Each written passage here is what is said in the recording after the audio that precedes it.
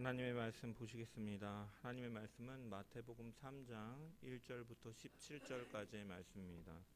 마태복음 3장 1절부터 17절까지의 말씀입니다. 제가 하나님의 말씀을 봉독합니다. 그때 세례 요한이 이르러 유대 광야에서 전파하여 말하되 회개하라 천국이 가까이 왔느니라 하였으니 그는 선지자 이사야를 통하여 말씀하신 자라 일렀으되 광야에 외치는 자의 소리가 있어 이르되 너희는 주의 길을 준비하라 그가 오실 길을 곧게 하라 하였느니라. 이 요한은 낙타털 옷을 입고 허리에 가죽띠를 띠고 음식은 메뚜기와 석청이었더라. 이때 예루살렘과 온 유대와 요단강 사방에서 다 그에게 나아와 자기들의 죄를 자복하고 요단강에서 그에게 세례를 받더니 요한이 많은 바리새인들과 사두개인들이 세례 베푸는 대로 오는 것을 보고 이르되 독사의 자식들아 누가 너희를 가르쳐 임박한 진노를 피하려 하더냐. 그러므로 회개에 합당한 열매를 맺고 속으로 아브라함이 우리 조상이라고 생각하지 말라. 내가 너희에게 이르노니 하나님이 능히 이 돌들로도 아브라함의 자손이 되게 하시리라. 이미 도끼가 나무 뿌리에 놓였으니 좋은 열매를 맺지 아니하는 나무마다 찍혀 불에 던져지리라. 나는 너희로 회개하게 하기 위하여 물로 세례를 베풀거니와 내 뒤에 오시는 이는 나보다 능력이 많으시니 나는 그의 신을 들기도 감당하지 못하겠노라.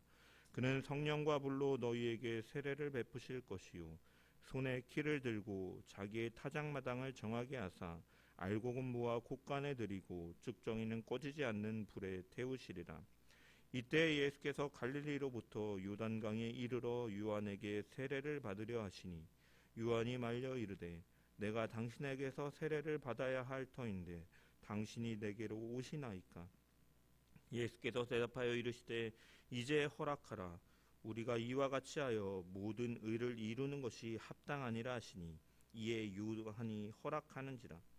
예수께서 세례를 받으시고 곧 물에서 올라오실새 하늘이 열리고 하나님의 성령이 비둘기같이 내려 자기 위에 임하심을 보시더니 하늘로부터 소리가 있어 말씀하시되 이는 내 사랑하는 아들이요 내 기뻐하는 자라 하시니라. 아멘. 말씀을 통한 주의 은혜와 평강이 모인 모든 자들 가운데 넘치기를 축원합니다. 마태복음은 아브라함과 다윗의 후손으로 오신 예수 그리스도가 그 약속된 왕으로서 참된 이스라엘을 회복시키시고 통치하실 메시아심을 나타내고 있습니다. 그래서 우리가 이제까지 살펴본 것처럼 1장에서 예수 그리스도의 계보를 통해서 그 이스라엘이 기다리고 기다리던 그 다윗의 후손으로 영적 이스라엘을 회복시킬 메시아가 바로 이 예수님임을 나타내었으며 요셉과 마리아의 이야기를 통해서 그분은 원죄 아래에 있지 아니한 죄가 없으신 분으로 모든 죄인들을 구원하기 위하여 오신 분이요 또한 구약의 예언의 성취임을 드러내었던 것이죠. 또한 2장에서는 무시받고 천대받는 갈릴리 나사렛 지역의 예수가 왜 약속된 메시아인가라는 그 질문에 대해 다윗의 동네 베들레헴에서 탄생하셔서 애굽과 갈릴리 나사렛으로 이동하신 그 경유를 설명함을 통해서 이 나사렛 예수가 바로 선지자들이 말한 것의 성취이고 그분임을 드러내고 있는 것이죠. 오늘 본문에서는 이 세례 요한의 활동에 대해 말함으로써 마태는 하나님의 구속사역의 그 치밀함을 드러내고 또한 요한으로부터 세례를 받으시는 예수님을 통해서 그 다윗의 후손으로 왕으로 회복시키실 예수가 어떤 방식으로 이스라엘을 회복시키실 것인가, 어떻게 회복을 가져올 것인가에 대해서 나타내고 그 의미를 담고 있는 본문이라고 할 수가 있습니다. 북이스라엘과 남유다가 멸망한 뒤에 포로기를 지나 이제 신구약 중간기를 거쳐서 이 유대인들에게 있어 그들의 역사관을 지배했던 것은 바로 신명기 사관이었습니다. 신명기 사관이 무엇이냐? 신명기 30장 15절의 말씀을 보면 보라, 내가 오늘날 생명과 복과 사망과 화를 내 앞에 두었나니 라는 말씀처럼 이 하나님께서 명한 율법들을 순종하면 생명이 있고 그렇지 않으면 징벌이 있을 것이다 라는 이 말씀의 근거에서 그들의 포로됨은, 지금의 비참함은 율법에 대한 불순종 때문이다 라는 그러한 역사의식을 그들이 가지고 있었던 것이죠. 세례 요한도 이런 큰 흐름에서 예외는 아니었습니다. 그래서 그는 이스라엘의 실패를 호되게 비판하면서 회개의 메시지를 그렇기 때문에 선포하는 것입니다. 오늘 본문 7절부터 10절까지의 말씀 보면 요한이 많은 바리새인들과 사두개인들이 세례 베푸는 대로 오는 것을 보고 이르되 독사의 자식들아, 누가 너희를 가르쳐 임박한 진노를 피하라 하더냐. 그러므로 회개에 합당한 열매를 맺고 속으로 아브라함이 우리 조상이라고 생각하지 말라. 내가 너희에게 이르노니 하나님이 능히 이 돌들로도 아브라함의 자손이 되게 하시리라. 요한은 이 바리새인들과 사두개인들을 호되게 혼내고 있는 것이죠. 여기 바리새인이라고 번역한 헬라어는 파리사이온이라는 단어인데 이 단어의 원형은 파리사이오스라는 말입니다. 그래서 불리하다라는 말, 히브리어 이 파라쉬에에서 유래한 말이라고 할 수가 있어요. 즉 분리된 사람이다라는 뜻이 바로 이 바리새인들이라는 이 단어의 의미입니다. 이 바리새인들은 그 포로기를 보내면서 신명기 역사관을 가지고 우리가 이렇게 비참한 포로기를 보내고 여전히 로마의 지배 아래 비참한 상태에 있는데 그렇다면 우리가 회복할 수 있는 답은 무엇인가, 회복은 어디에서 오는가를 생각하였던 자들이죠. 그렇기 때문에 그들은 부지런히 율법을 해석하고 가르치면서 스스로 그 해석한 율법을 지키려고 애쓰는 가운데 이스라엘의 회복을 기대했던 자들입니다. 하지만 그러한 정신에서부터 점차 변질되고 그들이 율법에 대해서 이렇게 가르치고 율법에 대해 연구하고 율법의 행위들을 따랐지만 그들은 정작 그 문자적인 의미에만 집착함을 통해서 이 율법을 지키려는 행위에만 초점이 맞춰지게 되고 그 행위가 자신의 의가 되어서 남에게 자랑하는 그러한 모습들로 나타남을 통해서 이 외면적인 것들의 얽매임을 통해 율법의 본질적인 정신이 아니라 행위만 있었고 정신이 없었던 자들이기도 한 것이죠. 율법을 불순종함으로 그들이 포로기를 보낸다. 그렇기 때문에 내가 율법을 지킴으로 다시금 그 회복을 가져오리라라는 그러한 기대감 속에서 그들은 율법을 연구하고 가르치고 또한 그것을 여러 전통들과 규례들을 통하여서 지키려고 노력하였지만 그건 역시도 결국은 변질되고 본질의 정신은 놓쳐버린 채 행위만이 그들 가운데 남아있던 자들인 것입니다. 여기 사두개인들에 해당하는 헬라어 사두카이오는 이 다윗 시대의 대제사장이었던 이 사독과 그 사독의 후손들 그리고 그 추종자들을 가리키는 통칭의 표현입니다. 이들은 귀족 태생이고 대제사장, 이 제사장 집안의 사람이었기 때문에 귀족 출신이고 그렇기 때문에 사내들인 공의회에서 정치적인 입지도 다수를 차지하고 있는 집단입니다. 이들은 기득권을 가진 자로서 서민들과 동떨어진 생활을 하였고 영적인 것을 부정하고 이 구약 성경의 권위 역시도 그러한 영적인 것들에 대해서는 부정하는 가운데 그저 도덕적인 문제에 관련돼서만 율법을 인정했던 자들입니다. 그래서 이들의 삶은 사실은 서민들과의 삶과 굉장히 괴리감, 이질감이 있던 자들이에요. 그렇기 때문에 사실은 하나님께서 선지자들을 통해 지속적으로 비판한 것, 인자를 사랑하는 그러한 공의와 사랑이 나타내지 않는 그러한 대표적인 모습들이었다라는 것입니다.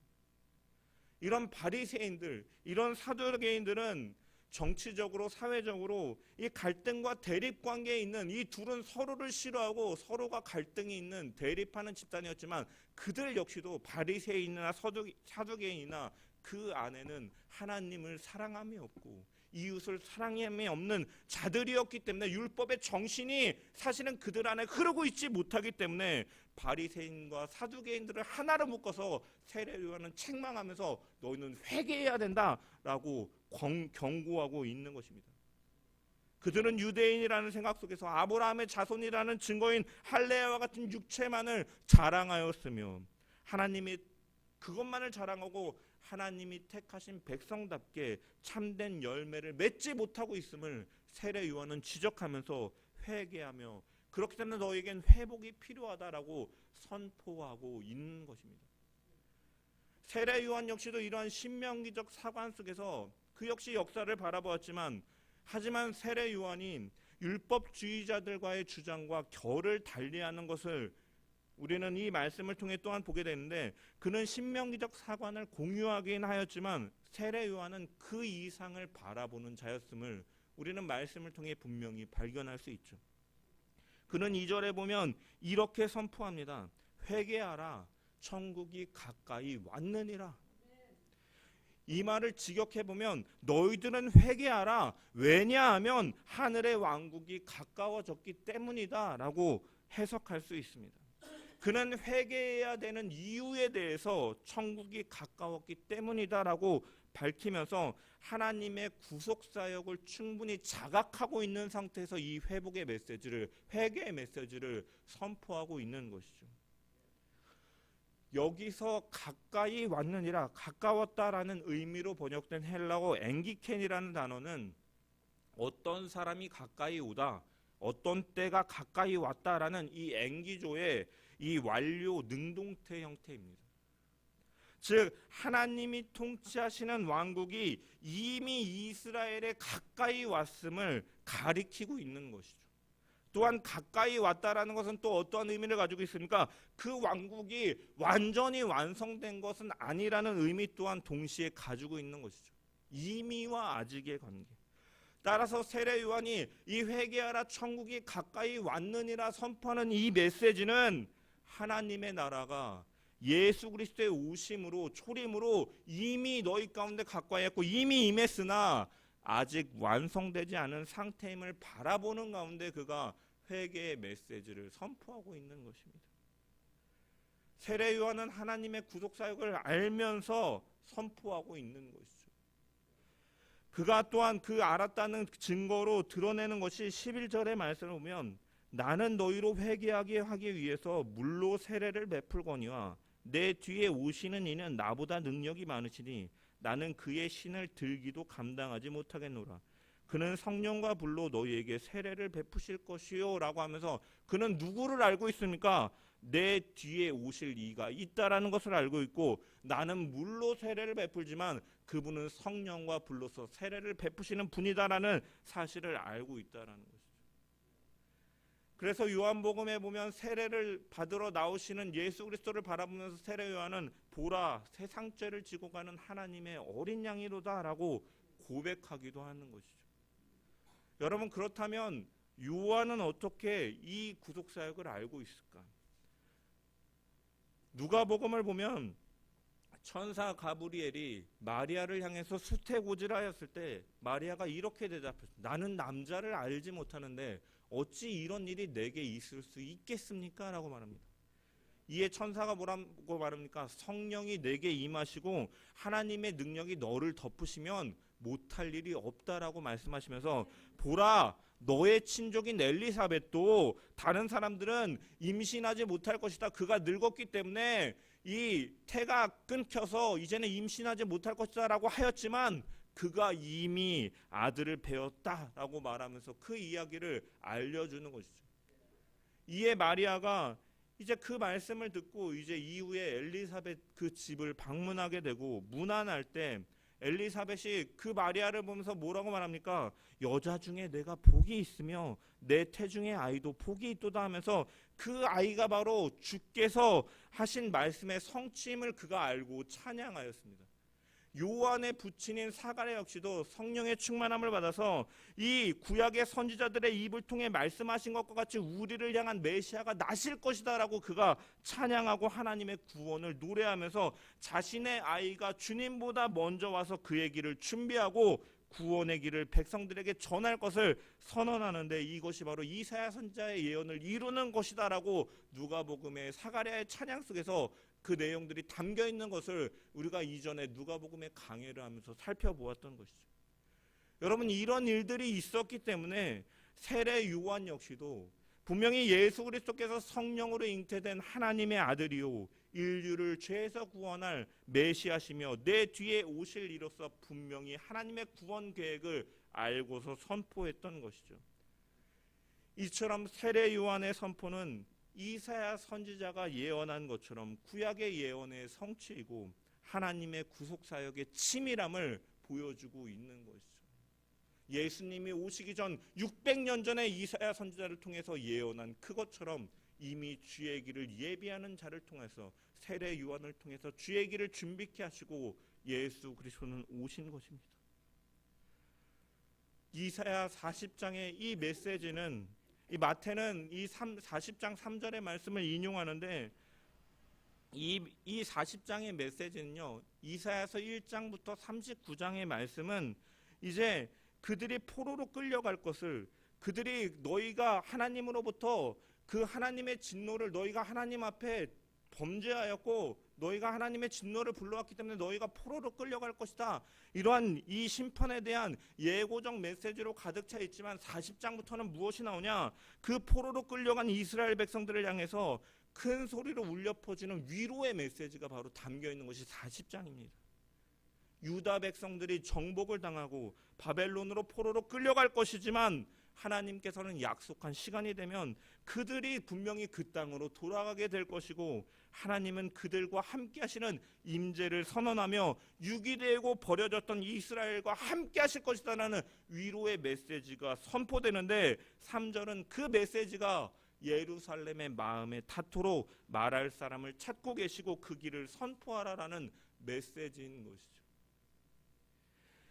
이 메시지를 마태는 가져와서 이 하나님이신 예수 그리스도의 시대가 도래하였고 그분은 회복을 가져오실 것이고 그분은 구원을 위해서 오시는 분인데 이 구원 예수 그리스도를 길을 준비하는 세례 요한의 이 외침이 먼저 있음을 통해 이것이 바로 이스라엘의 참된 회복임을 마태는 선언하고 있는 것이고 이러한 선구자로서 세례 요한을 등장시키고 있는 것입니다. 이처럼 예수 그리스도의 이 오심은 그의 공생의 사역의 시작은 하나님의 치밀한 구속 사역의 그 언약의 성취들로 시작되고 이루어지고 있음을 성경은 분명하게 보여주고 있는 것입니다. 어느 날 갑자기 나사렛 예수라는 사람이 무명으로 있다가 뚝딱 나와서 내가 메시아다라고 외치면서 그때서부터 주목받은 것이 아니라 이미 구약에 예언한 하나님의 그 예언의 말씀들의 성취로서 오신 분임을 분명하게 성경은 드러내고 있다라는 것이죠.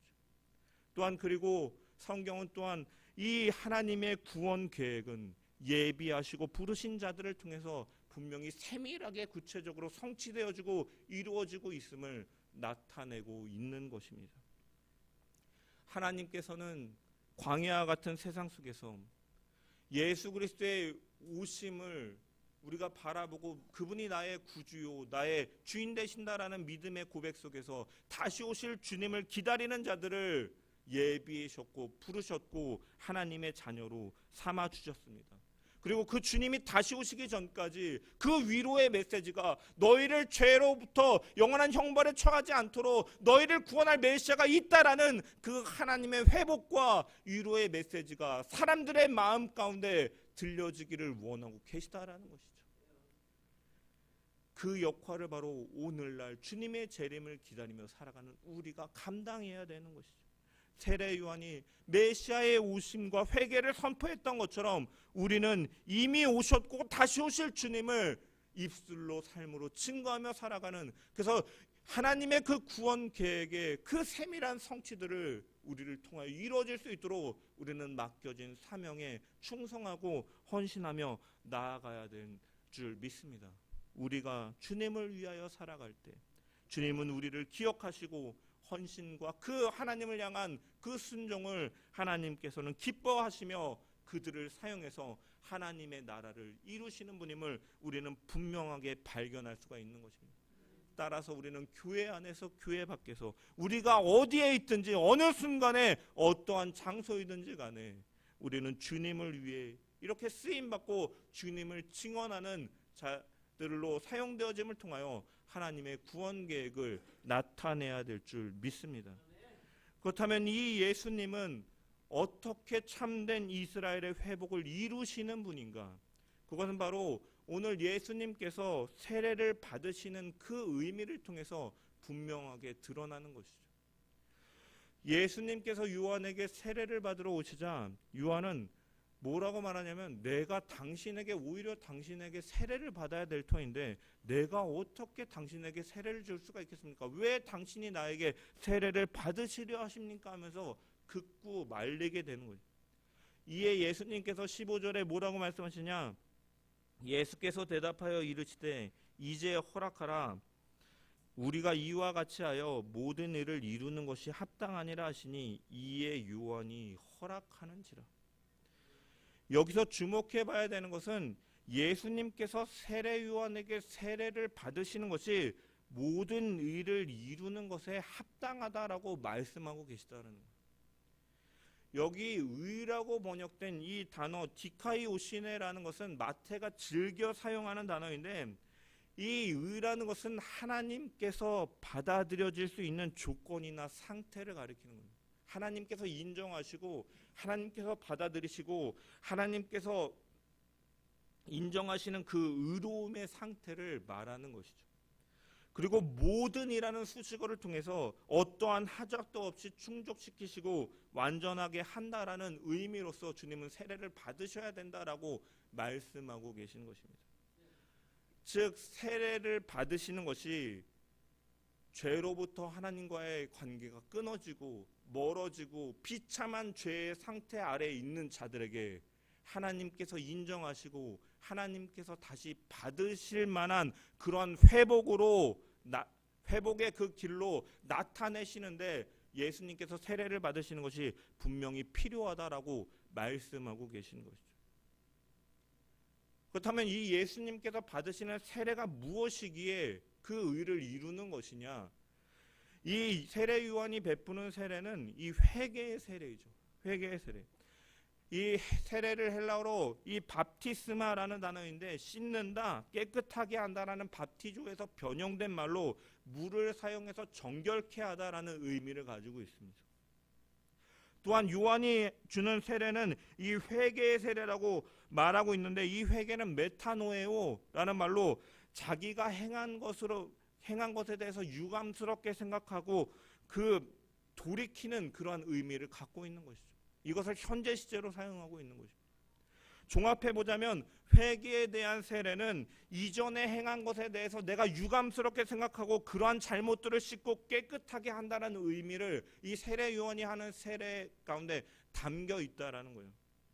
그런데 여러분, 예수님께서는 우리가 지금 마태가 계속해서 말하고 있는 것처럼 그분은 동정녀를 성령을 통하여서 동정녀를 통해 잉태되신 분, 원죄 아래 있지 아니하신 분, 모든 죄인들을 구원하기 위하여 오신 분이고, 그렇기 때문에 하나님의 대속제물로서 하나님의 백성들을 구원하시고 회복시키기 위해 오신 분으로서 죄가 없으신 분인데, 왜 예수님께서는 이 세례를 받으심으로써 모든 일을 이루는데 합당한 것이라고 말씀하고 계시냐? 이것은 분명한 목적과 이유가 있다는 것이죠. 그것은 무엇이냐?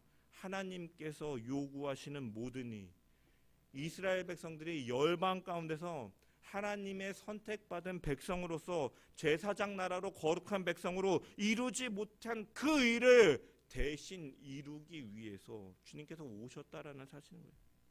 예수라는 이름은 자기 백성을 저희 죄에서 구원할 자라는 이름의 의미를 갖고 있는 것처럼, 예수님께서 이 땅에 오신 것은 하나님의 백성들을 죄에서 구원하시기 위한 성부의 뜻에 따라서 오신 것이고, 그렇기 때문에 인간의 죄를 대속하셔야 됐고, 하지만 그는 죄가 없으신 분이기 때문에 그런 그가 세례를 받으심으로 하나님 앞에, 그는 죄가 없으신 분이지만 죄인 된 자리까지 내려가셔서 그 모든 죄를 대신 담당하시는 그러한 의미 속에서 그렇게 하심야만이 하나님의 공의가 만족되고 그 죄를 전가시킨 이스라엘들이 온전한 회복이 이루어지기 때문에 주님께서는 죄가 없으신 분이지만 세례를 받으시는 것이 하나님의 모든 일을 이루는 것에 합당하다라고 말씀하고 계신 것입니다.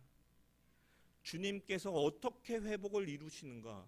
그것은 바로 하나님이신 예수 그리스도가 우리와 같은 몸을 입으시고 우리의 죄 가운데서 우리를 구원하시기 위해서 우리 속에 오신 것, 우리와 같은 인성을 가진 몸으로 이 땅에 성육신하여 오셨고 스스로 낮추어 죄인 된 자리에 서셨으며 십자가에서 죽으심을 통해서 그 회복이 이루어진다라는 것이 바로 주님이 요한을 통하여 세례를 받으시는 이 모습 가운데 담겨있는 의미이고, 마태는 주님이 어떻게 이 회복을 이루시는 통치자이고 그 언약의 메시아이신가, 바로 주님의 십자가를 암시하면서 그 주님이 그렇게 회복을 이루실 것이다 라고 말씀하고 있는 것입니다.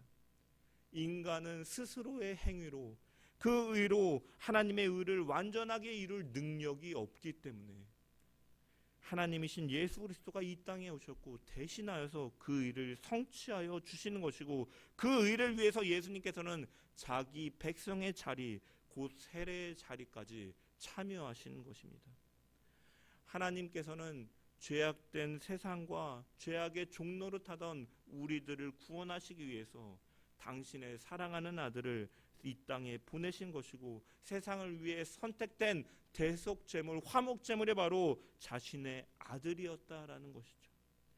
이처럼 주님이 받으시는 세례는 하나님의 치밀한 구원 계획의 일부였고 하나님의 뜻이었고 우리를 향한 사랑이 담겨 있는 것이고, 주님은 이것을 공식적으로 이제 선언하시고 공생의 사역을 시작하시기 위해 세례를 받으시면서 그 일을 감당해 나가시는 것입니다.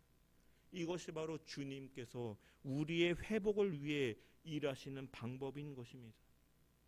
세례에는 이러한 의미가 담겨 있는 것이죠. 또한 예수님께서 세례를 받으신 것은 새로운 시작을 알리는 의미를 담고 있는 것이죠. 보통 세례를 받는 사람은 아까 말한 것처럼 옛 생활을 유감스럽게 생각하고 이제 옛 생활을 청산하고 새로운 생활을 살아야 된다라는 결단 속에서 세례를 받는 새로운 시작을 알리는 의미가 있는데, 주님께서 세례를 받으심을 통해서 이전의 그 세대들은 이제 그 추악하고 더러운 그 시대는 이제 끝이 났고 주님이 이 땅에서 그 공생의 사역을 감당하시고 십자가를 지심을 통해서 새 언약, 은혜의 시대가 선포되어짐을 마태는 분명하게 드러내고 있다라는 것입니다. 그렇기에 예수님께서 세례를 받고 물 위로 올라오실 때 하늘이 열리면서 하나님의 성령이 비둘기같이 그 가운데 임하셨고 하늘로부터 큰 소리가 있음을 통해 이는 내 사랑하는 아들이요 내 기뻐하는 자다라고 말씀하시는 것이죠. 그 의를 유일하게 이루실 수 있는 분이시고 그 의를 이루심을 통하여 모든 영적 이스라엘을 회복시킬 유일한 방법임을 하나님께서는 공식적으로 선언하시는 것이 성령이 임하셨고 하늘로부터 음성이 들렸다라는 이 기록인 것입니다. 구원과 생명에 이르는 유일한 길은 하나님께서 인정하시고 선포하신 오직 예수 그리스도 그 한 길밖에 없음을 믿으시길 소망하며 그 예수 그리스도를 진정으로 인격적으로 만나고 나의 주인으로 나의 구주로 모시고 사는 저와 여러분 되시기를 간절히 축원합니다. 또한 예수님께서 어떻게 회복을 이루시는가? 예수님께서 세례를 받으시고 물 위로 올라오실 때 성령이 비둘기같이 임하였다라고 마태는 증언하고 있습니다. 아담이 범죄한 이후에 이 창세기 6장에 보면 노아 시대 때 인류가 타락하여 세상에 악이 만연했을 때 하나님께서는 나의 영이 사람과 함께하지 아니하리니 라고 말씀하신 그 말씀이 창세기에 기록되어 있습니다. 근데 여기서 하늘이 열리고 하나님의 성령이 임재하셨음을 성경은 분명히 증언하고 있는 것이죠. 이것은 뭐냐? 죄로 인하여 타락하고 하나님과의 관계가 단절된 그들을 향해서 예수 그리스도의 사역을 통해서 그 막혔던 담이 무너지고 예수 그리스도의 사역을 통해서 회복되고 그런 자들에게 성령을 보내주심을 통해서 하나님의 그 구원 사역을 다시금 그들과 동행하면서 그 구원을 이뤄가실 그 의지와 작정을 보이고 있다라는 것입니다. 성령을 통하여서 이 일들을 하나님께서는 이루신다라는 것. 여기 임하신다라는 표현에는 임하신다라는 것은 내게 없는 것이 외부로부터 들어옴을 통하여 주어졌다라는 의미를 담고 있는 것이죠. 세상으로부터 주어진 것도 아니라 하늘이 열리고 하나님의 성령이 비둘과 같이 내렸다라는 것은 하나님께서 주시는 것이다라는, 성령은 하나님께서 주시는 거예요. 그 성령을 받는 것, 믿음을 고백하고 성령을 받는 것도 하나님의 은혜로 말미암아 주어지는 것이고, 죄인 되었던 우리가 회복될 수 있고 하나님께서 회복을 이루시는 방법은 바로 성령을 통하여 우리를 그렇게 만들어 가신다라는 것이 바로 이 말씀 가운데 담겨 있는 것이죠. 여러분, 우리는 우리의 힘만으로 하나님의 의를 이룰 수가 없는 것입니다. 많은 사람들이 자신의 힘으로 할 때 실패들을 경험합니다. 내가 예수를 믿고 내가 말씀대로 잘 살아야지, 내가 아무리 노력하고 또 노력하고 최선을 다한다 할지라도 하나님의 뜻을 알지만 내 힘으로 무엇을 하려고 할 때는 결국 우리는 작심삼일이라는 말이 있는 것처럼 실패하는 경우가 우리 가운데는 분명히 드러난다라는 것이죠. 그것은 나의 힘으로 하기 때문에 그런 것이죠. 하지만 우리는 우리의 힘만으로는 하나님의 일을 할 수 없음을 고백하면서, 그렇기 때문에 하나님께서는 성령을 우리 가운데 보내주셨다라는 거예요. 성령의 능력은 우리에서부터 나오는 것이 아니라 위로부터 주어지는 것이고, 그렇기 때문에 우리는 내 힘이 아니라 성령이 주시고 성령이 인도하신 대로 따라갈 때 그 일들이 이루어지는 것입니다. 따라서 우리는 성령의 충만함과 임재를 갈망하며 살아가야 되는 것이죠. 불과 같은 성령의 충만함을 날마다 사모하고 늘 성령에게 사로잡힌 바 되는 삶, 그래서 나의 구원을 이루시는 그 하나님께 나를 전적으로 맡기는 그런 삶의 고백이 내 삶 가운데 나타날 수 있도록 우리는 성령을 구하고 성령의 충만함을 구해야 된다는 거예요. 그런데 그 성령의 충만함은 어떻게 나타납니까? 말씀을 통하여서 우리가 하나님의 뜻을 알아갈 때, 성령은 진리로 말씀을 통하여 그분의 뜻을 알게 하시고 그 진리로 인도하시는 분이기 때문에 우리는 말씀을 가까이 할 때 그 성령의 조명하심과 인도하심 속에서 우리는 날마다 그 진리 가운데로 나아갈 수가 있고, 제자들이 보내주신다라는 성령을 약속을 기다리면서 그들이 모여서 기도할 때 성령이 바람같이 불같이 그들 가운데 임하였던 것처럼 기도할 때 우리에게 성령의 충만함이 있다라는 것을 우리는 분명히 기억하면서, 여러분, 창조의 목적으로 우리가 회복되어 가기를 소망하십니까? 그것은 바로 성령의 충만함 속에서 이루어지는 것임을 기억하면서 우리가 늘 말씀을 가까이 하고 늘 기도함으로 하나님의 뜻을 분별하면서 그 뜻 가운데 내 삶을 순종하며 맡김을 통해 우리의 삶을 그 목적대로 회복시켜 나가실 하나님의 손길을 기대하며 살아가는 저와 여러분 되기를 주님의 이름으로 간절히 축원합니다. 예수님은 죄가 없으시지만 하나님의 아들로서 인간과 동일시하시면서 반드시 십자가를 지시겠다는 결단으로 세례를 받으러 가신 것입니다. 이 세례에는 하나님께서 우리를 어떻게 회복시키시는가에 대한 그 하나님의 구원 계획이 분명하게 드러내고 있고 하나님이 공식적으로 인정하신 방법이다라는, 우리의 힘으로 할 수 없음을 고백하며 우리가 할 수 없기 때문에 그 모든 일을 이루시기 위하여 우리와 같은 모습으로 오셨고 우리의 모든 죄악들을 담당하시고 우리를 위하여 죽으신 그 주님을 나의 구주로 나의 주인으로 고백하면서 그 주님과 동행하는 삶을 통해 그 회복을 맛보며 경험하며 날마다 나타내며 살아가는 저와 여러분 되기를 소망합니다. 그리고 성령의 임하심과 권능이 부어짐을 통해 그 회복이 이루어짐을 기억하며 늘 말씀과 기도로 성령의 충만함을 구하며 그분이 허락하신 성령의 인도하심을 따라 참된 회복을 이뤄나가는 우리 모든 자들 되기를 주님의 이름으로 간절히 축원합니다.